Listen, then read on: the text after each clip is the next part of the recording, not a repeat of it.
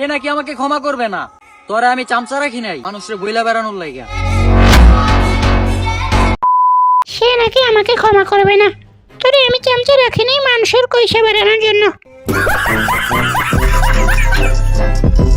আসলে তোগরে পাবলিক চোষে না, তারপরও কেন এমন করস? তোরা হইলি আহাম্মক, সকল অ্যাটিটিউড খালি টিকটকই দেখাস। যত পাওয়ার হিট, পারলে সামনে আয়, এমন জায়গায় মারবো ডিমের খোসাও খুঁজে পাবি না, ভেঙে যাবে।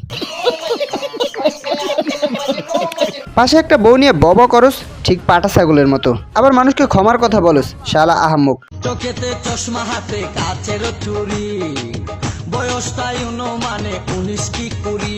বিশ্বাস করো ভাই, এরাই 1-2 বছর পর গরিবের হিরো আলমের মতো দুবাইতে গিয়ে এমন ভিডিও বানাবে।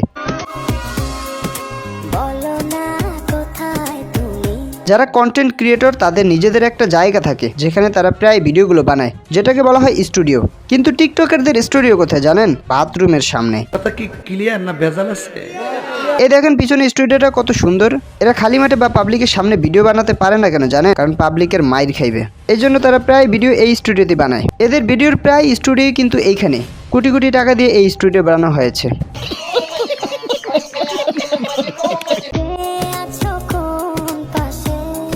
তো এই ভিডিওটি কেমন লাগলো কমেন্টে জানান, আর আপনার মতামতের বিষয় কি তাও কমেন্টে জানাবেন।